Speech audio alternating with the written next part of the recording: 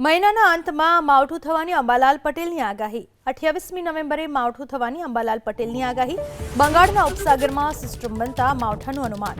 22મી નવેમ્બરથી વાદળછાયા વાતાવરણની અંબાલાલની આગાહી। ડિસેમ્બરના શરૂઆતમાં ચક્રવાત સર્જાશે તેવું કહેવું છે અંબાલાલ પટેલનું। ઠંડી અંગે જોવા જઈએ તો લગભગ હમણાં કોઈ મજબૂત પશ્ચિમ વિક્ષોભ આવેલ નથી, છતાં ઠંડી પડી રહી છે। કારણ કે એશિયા ખંડમાં અને યુરોપમાંથી આવતા ઠંડા પવનો અને ધ્રુવીય ઠંડા પવનો જેટ સ્ટ્રીમમાં મર્જ થતાં ઊંચા લેવલ પર આ ઠંડી પડી રહી છે। આ ઠંડીમાં લગભગ ઉત્તર ગુજરાતના ભાગોમાં ન્યૂનતમ તાપમાન 13 ડિગ્રી સેલ્સિયસ આસપાસ રહેવાની શક્યતા રહેશે। મધ્ય ગુજરાતમાં 15 ડિગ્રી સેલ્સિયસ આસપાસ રહેવાની શક્યતા રહેશે અને અન્ય કેટલાક ભાગોમાં 17 ડિગ્રીની આસપાસ રહેવાની શક્યતા રહેશે। દરિયા કિનારાના ભાગોમાં લઘુત્તમ તાપમાન થોડું વધુ રહેવાની શક્યતા રહેશે। રાજકોટના ભાગોમાં પણ લઘુત્તમ તાપમાન 15 ડિગ્રી સેલ્સિયસ આસપાસ રહી શકે। નલિયામાં ઠંડીનું પ્રમાણ રહી શકે। પરંતુ ઉલ્લેખનીય છે કે તારીખ 20, 21 અને 22માં લગભગ હવામાનમાં પલટો આવશે। 21, 22, 23માં વાદળો આવતા લગભગ લઘુત્તમ તાપમાન અને મહત્તમ તાપમાનમાં વધારો થવાની શક્યતા રહેશે। રાજ્યના ઘણા ભાગોમાં લઘુત્તમ તાપમાન 17-18 ડિગ્રી સેલ્સિયસ આસપાસ રહેવાની શક્યતા રહે। દરિયા કિનારામાં થોડુંક વધુ રહેવાની શક્યતા રહે।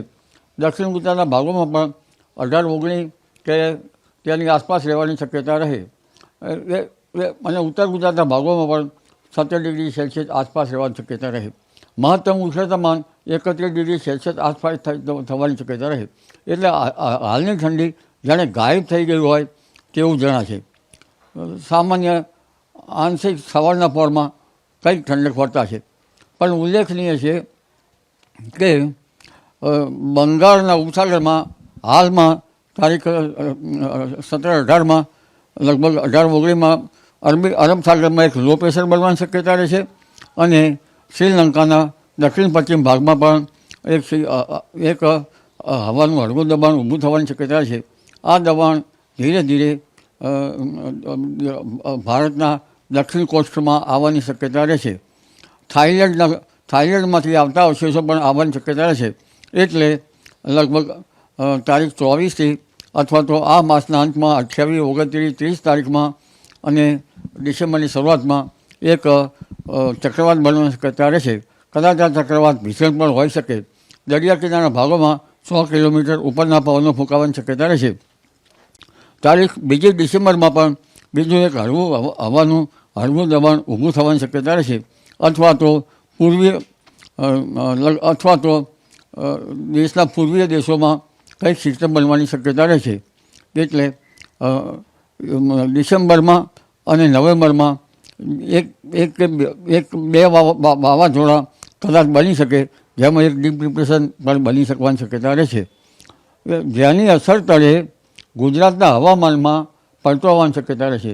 એટલે આ માસના અંત ભાગમાં તારીખ 26થી ડિસેમ્બરની શરૂઆત સુધીમાં વાદળવાયુ આવવાની શક્યતા રહે અને ક્યાંક માવઠા જેવું થઈ જવાની શક્યતા રહેશે। જોકે માવઠાની શક્યતા ડિસેમ્બરમાં વધારે છે। 26 ડિસેમ્બરમાં પણ હવામાનમાં પલટો આવવાની શક્યતા રહેશે અને ડિસેમ્બરની શરૂઆતમાં કે ડિસેમ્બરના 18 ડિસેમ્બર સુધીમાં ગુજરાતમાં માવઠું થવાની શક્યતા ગણી શકાય।